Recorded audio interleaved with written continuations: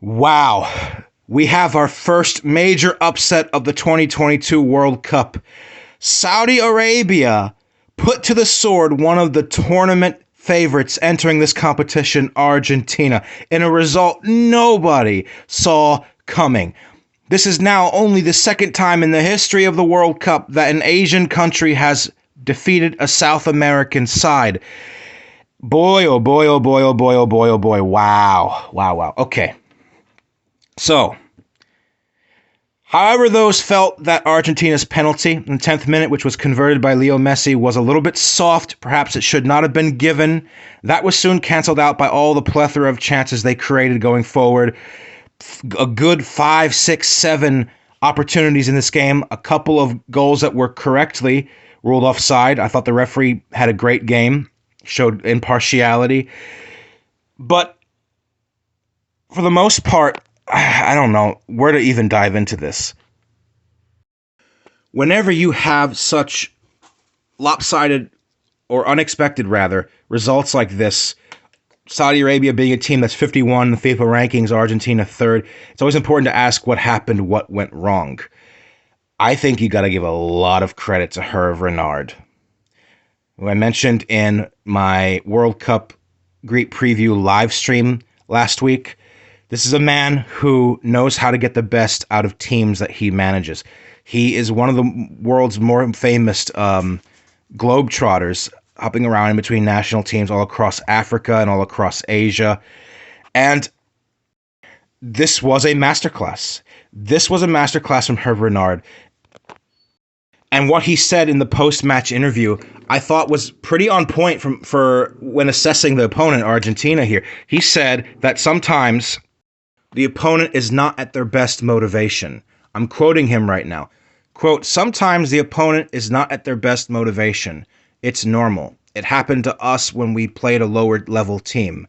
Sometimes people don't understand this. The motivation is not the same when they're playing against Brazil. It's part of football. I think that's a very long-winded and kind way of saying that Argentina got complacent in this match.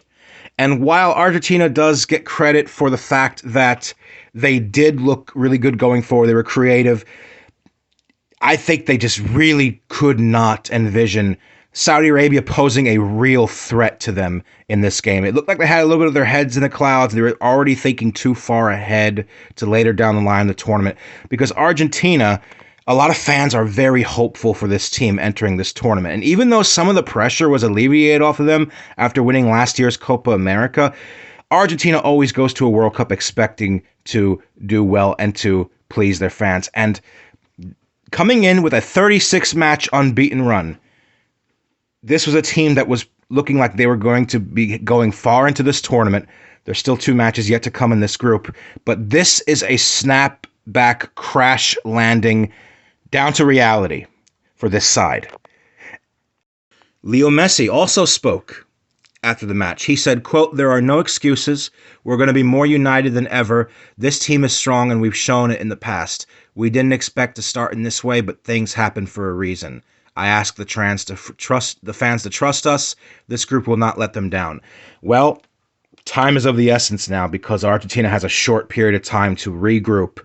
And just bear in mind, only once in the history of this tournament has a team ever won the World Cup after losing its opener. I think Salah El-Shehri's equalizer for Argentina early on in the second half really caught them off guard. By this point in the game, Argentina had already had a couple of goals ruled off, and because of that, it allowed Saudi Arabia to still stay in this match. But I think where Argentina went wrong was they seemed to have been under the impression that regardless, they were still going to find a breakthrough. They didn't really anticipate Saudi Arabia going at them and posing a threat going forward. And I have to say, when Saudi was on the attack just 5 minutes later, and you had the rebounded effort that found the feet of Salem Al-Dawsari, that was a great goal. He is on the outer edge of the box, on the left hand outside of the box. He skirts around 3-4 Argentine defenders, and he throttles a rocket into the net. that Emi Martinez did manage to get a hand on. It looked like he was close to keeping that out.